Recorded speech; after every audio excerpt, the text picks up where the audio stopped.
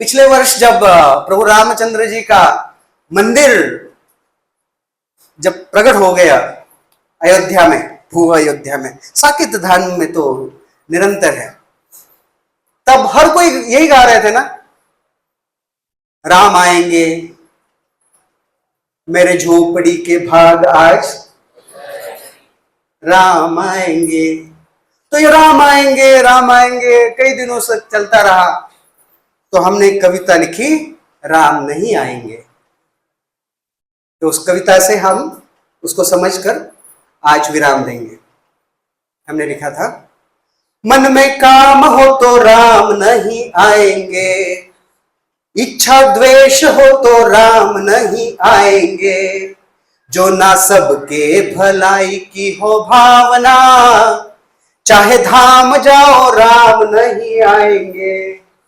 फिर राम कैसे आएंगे? सत्य दया और तप अपनाएंगे, व्यभिचार को जीवन से हटाएंगे, हरि नाम को जो हम अपनाएंगे, भाग खुलेंगे और राम चले आएंगे।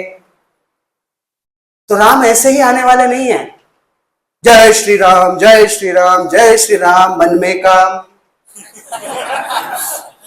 मन में काम हो तो राम नहीं आएंगे। अयोध्या में है राम लला, लेकिन इसका अर्थ यह नहीं है कि हमारे हृदय में भी आकर बैठ गए, हमारे इर्द गिर्द सारा हरिनाम गूंज रहा है। इसका अर्थ यह नहीं है कि हमारे हृदय में भी राम आकर विराजित हो गए हैं। मन में काम हो तो राम नहीं आएंगे, इच्छा द्वेष हो तो राम नहीं आएंगे। भगवत गीता में भगवान कहते हैं, इच्छा द्वेष समुत्थेन द्वंद्व मोहेन भारत, कि अगर भगवान से स्वतंत्र होकर भोग करने की इच्छा है और भगवान से, भगवान के भक्तों से और इस संसार में किसी के भी प्रति द्वेष है, तो ना राम प्राप्त होंगे ना कृष्ण प्राप्त होंगे। इच्छा द्वेष हो तो राम नहीं आएंगे।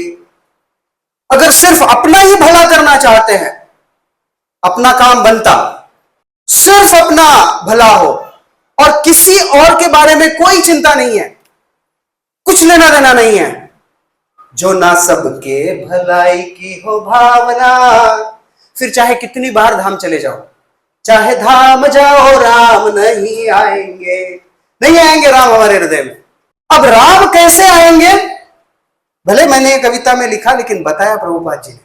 प्रभुपाद जी ने कहा 5 चीजें करनी पड़ेगी, तब जाकर राम आएंगे हृदय में, तब जाकर कृष्ण आएंगे हृदय में। जो माखन चोर है हमारे हृदय को चोरने के लिए आ जाएंगे। कैसे आएंगे? धर्म की 4 स्तंभ है, सत्य, शौच, दया और तप। सत्य नष्ट होता है जुआ खेलने से, तप नष्ट होता है नशा करने से, शौच नष्ट होता है व्यभिचार करने से, और दया नष्ट होती है मांसाहार करने से। तो प्रभुपाद जी ने कहा ये 4 चीजों को हमें पालन करना चाहिए। No meat eating, no gambling, no intoxication, no illicit sex. नशा नहीं करनी चाहिए, व्यभिचार नहीं करना चाहिए, जुआ नहीं खेलनी चाहिए, मांसाहार नहीं करना चाहिए। सत्य, दया और तप अपनाएंगे, व्यभिचार को जीवन से हटाएंगे। ये 4 चीजें हटानी है, ये 4 चीजें हटानी है और एक चीज अपनानी है, हरि नाम को जो हम अपनाएंगे, भाग खुलेंगे और राम चले आएंगे। तो इन 4 चीजों को हटाएंगे और हरि नाम को अगर अपने जीवन में स्वीकार करेंगे तो फिर राम चले आएंगे। तब जाकर हृदय में कृष्ण स्थानापन्न होंगे, तब जाकर कृष्ण की प्राप्ति होगी।